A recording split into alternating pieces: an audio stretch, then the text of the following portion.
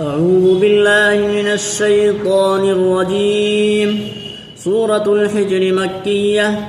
بسم الله الرحمن الرحيم. ألف لام را. تلك آيات الكتاب وقرآن مبين. ربما يود الذين كفروا لو كانوا مسلمين. ذرهم يأكلوا ويتمتعوا ويلههم الأمل فسوف يعلمون. وما أهلكنا من قرية إلا ولها كتاب معلوم. ما تسبق من أمة أجلها وما يستأخرون.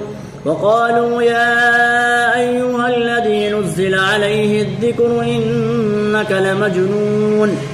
لو ما تأتينا بالملائكة إن كنت من الصادقين. ما ننزل الملائكة إلا بالحق وما كانوا إذا منظرين. إنا نحن نزلنا الذكر وإنا له لحافظون. ولقد أرسلنا من قبلك في شيع الأولين. وما يأتيهم من رسول إلا كانوا به يستهزئون. كذلك نسلكه في قلوب المجرمين. لا يؤمنون به وقد خلت سنة الأولين. ولو فتحنا عليهم بابا من السماء فظلوا فيه يعرجون لقالوا إنما سكرت أبصارنا بل نحن قوم مسحورون.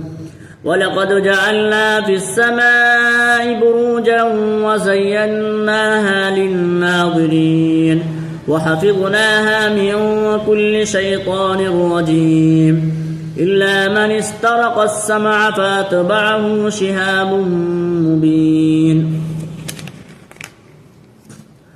والأرض مددناها وألقينا فيها رواسي وأنبتنا فيها من كل شيء موزون وجعلنا لكم فيها معايش ومن لستم له برازقين. وإن من شيء إلا عندنا خزائنه وما ننزله إلا بقدر معلوم. وأرسلنا الرياح لواقح فأنزلنا من السماء ماء فأسقيناكموه وما أنتم له بخازنين. وإنا لنحن نحيي ونميت ونحن الوارثون. ولقد علمنا المستقدمين منكم ولقد علمنا المستأخرين. وإن ربك هو يحشرهم إنه حكيم عليم. ولقد خلقنا الإنسان من صلصال من حمإ مسنون. والجان خلقناه من قبل من نار السموم. وإذ قال ربك للملائكة إني خالق بشرا من صلصال من حمإ مسنون. فإذا سويته ونفخت فيه من روحي فقعوا له ساجدين. فسجد الملائكة كلهم أجمعون إلا إبليس أبى أن يكون مع الساجدين. قال يا إبليس ما لك ألا تكون مع الساجدين؟ قال لم أكن ليسجد لبشر خلقته من صلصال من حمإ مسنون. قال فاخرج منها فإنك رجيم وإن عليك اللعنة إلى يوم الدين. قال رب فأنظرني إلى يوم يبعثون. قال فإنك من المنظرين إلى يوم الوقت المعلوم. قال رب بما أغويتني لأزينن لهم في الأرض ولأغوينهم أجمعين إلا عبادك منهم المخلصين.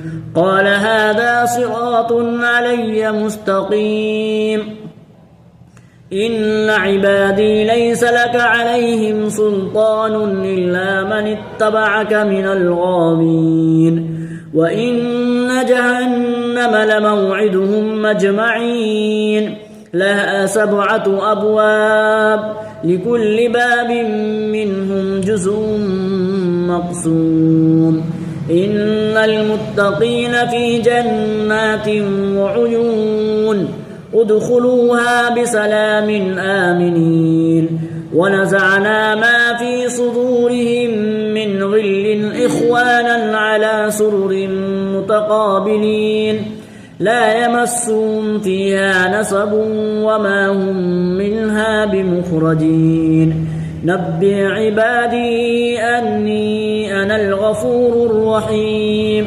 وأن عذابي هو العذاب الأليم ونبئهم عن ضيف إبراهيم إذ دخلوا عليه فقالوا سلاما قال إنا منكم وجلون قالوا لا توجل إنا نبشرك بغلام عليم قال أبشرتموني على أن مسني الكبر فبم تبشرون قالوا بشرناك بالحق فلا تكن من القانطين قال ومن يقنط من رحمة ربه إلا الضالون قال فما خطبكم أيها المرسلون قالوا إنا أرسلنا إلى قوم مجرمين إلا آل لوط